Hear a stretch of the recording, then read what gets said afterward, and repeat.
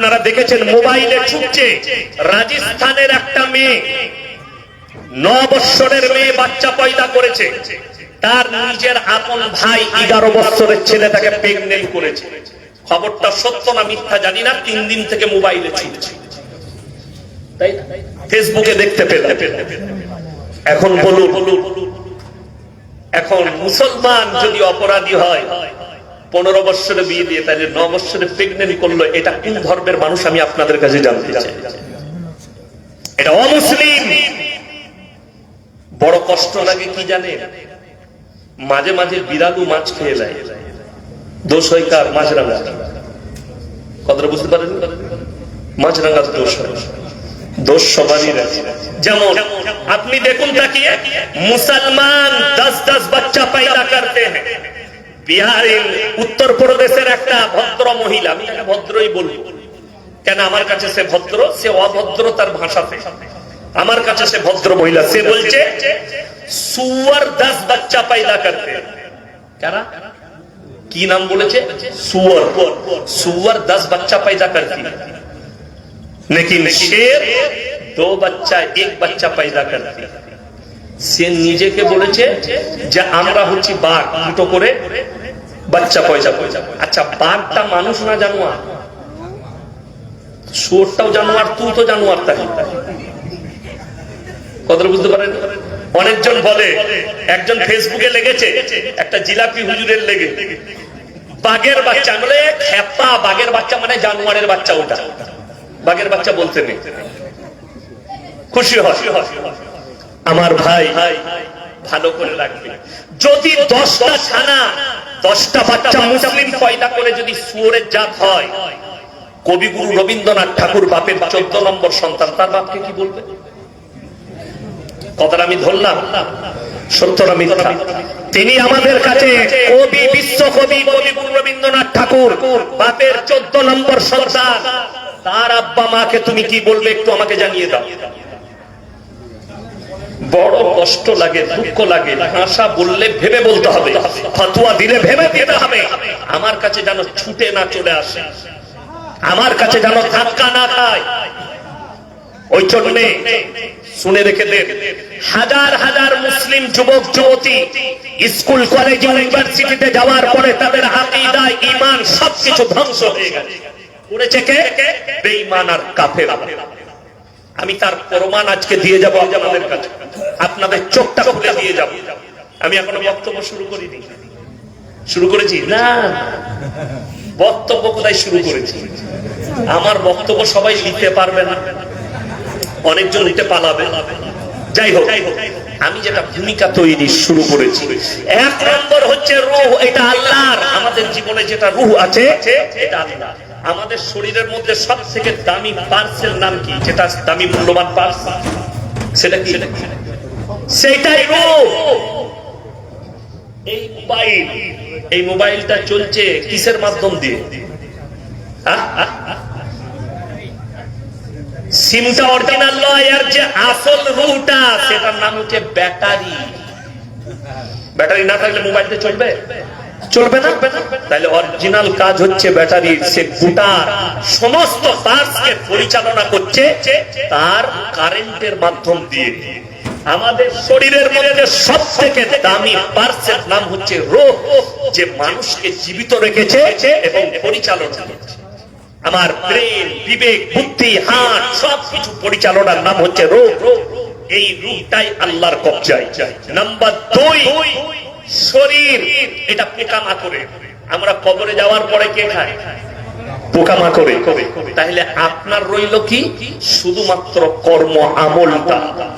চোখে পানি পড়া দরকার আপনার, যে আমার জীবনে যা কিছু আছে একটাও আমার নিজস্ব নয়, আমার আমলটা আর আমার কর্মটা ছাড়া। তাহলে জীবনে আপনার কর্মটা ভালো হতে হবে, শরীর নয়।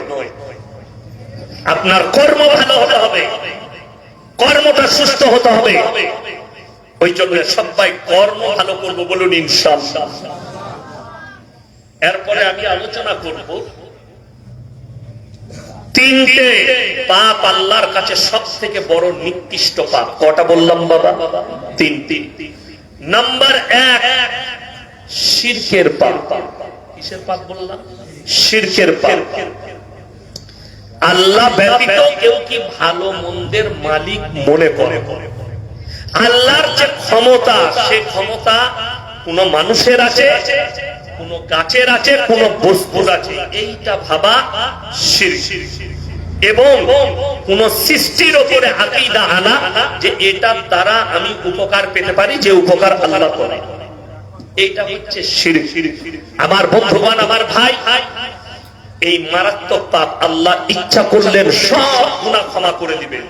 শিরকের গুনাহ কেউ যদি জেনে বুঝে করে, আমার আল্লাহ ক্ষমা করবেন না।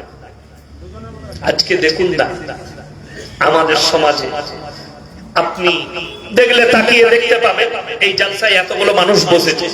জালসা প্রত্যেক দিন হচ্ছে না, হয় নাই? কোথাও না কোথাও গ্রামে, পাড়ায়, সব জায়গায় জলসা চলছে। পাড়ায় পাড়ায় জলসা, সব জায়গায় জলসা চলছে।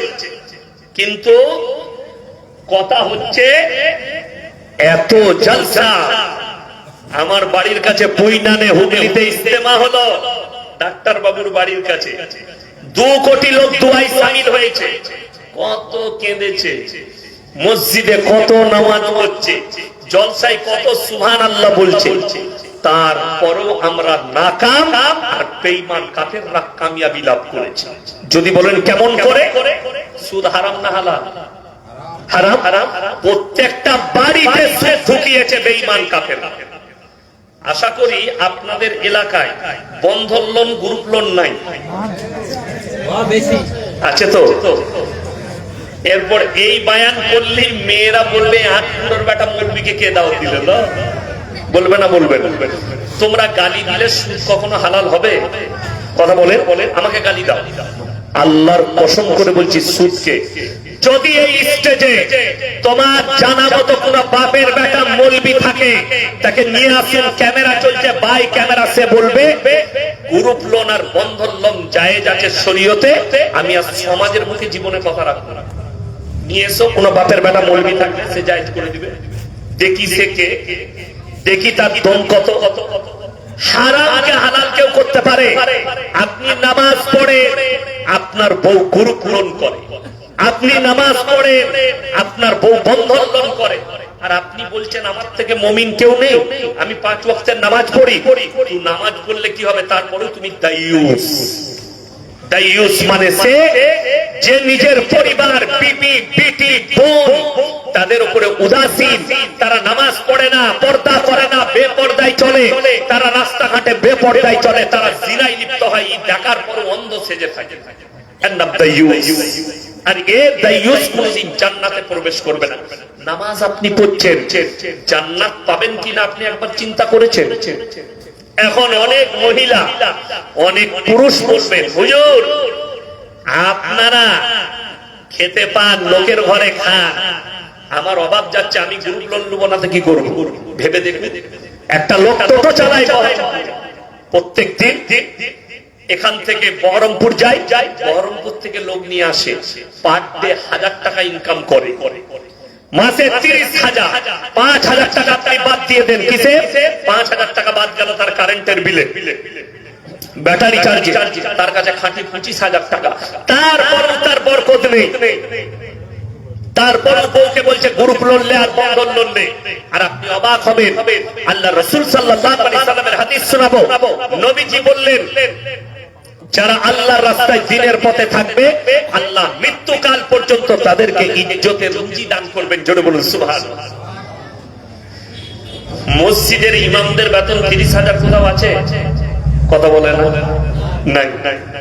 আপনাদের এখানে মসজিদে ইমাম সাহেবের বেতন কত? বলুন। আচ্ছা, ও বাবা, এ তো দারুণ চালাকি, মারাত্মক চালাকি। কি বুঝলে? চালাকি লয়। কোন রকম মাদ্রাসার মৌলী সাহেব যখন আছে, তুমি নামাজ পড়ি দাও, মাইনেটা বেঁচে গেল। এর নাম হচ্ছে কায়দা।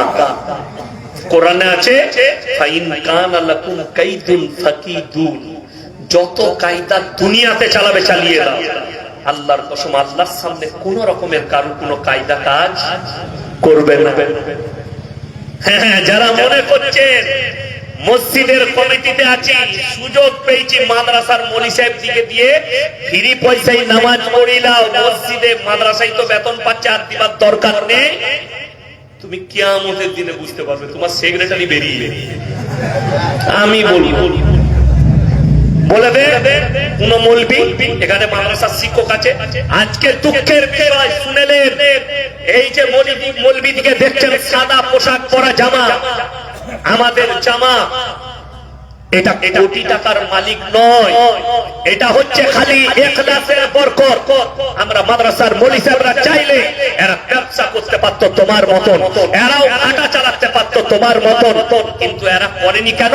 আল্লাহ ইলম দিয়েছে, আল্লাহর ইলমটা ছড়ানো দরকার কেন? হাদিসে আছে খায়রুকুম মান তাআল্লামাল কুরআন আল্লামাহু, তোমরা তোমাদের মধ্যে উত্তম ব্যক্তি সে যে ইলম হাসিল করে এবং অপরের কাছে পৌঁছে দেয়।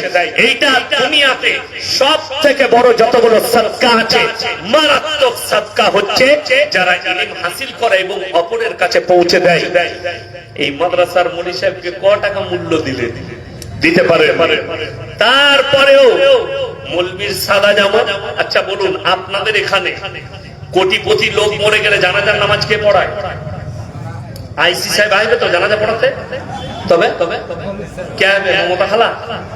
তবে হ্যাঁ, ওই ৫,০০০ টাকার ফ্রি পয়সার মৌলবি। আমার আব্বার বয়ান শুনেছি কত? 10 টাকার মাই, 10 টাকার মিষ্টি আর 10 টাকার মৌলবি। ১,০০০ টাকা ১,৫০০ টাকার ইমাম রাখলে নামাজ হবে না। কেন বলুন তো? ৩,০০০ টাকা বেতন দেন ইমামকে, অত ২০ দিনে ৩,০০০ টাকা শেষ। ২১ দিনের মাথায় নিয়ত বেঁধে চিন্তা করবে, আল্লাহ টাকা তো শেষ হয়ে গেছে, আর যা হবে হবে, রাতের বেলায় সালাদের মাইকু বেঁচে দেবো, যে পালিয়ে যাবে। এটা হচ্ছে সূরা ফাতিহা। তাছাড়া তার চিন্তা করতে হবে তো ৩,০০০ টাকা বেতন।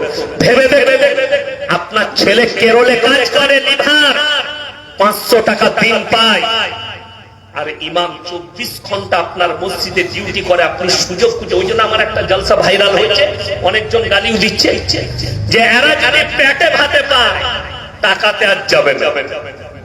ঠিক বললাম?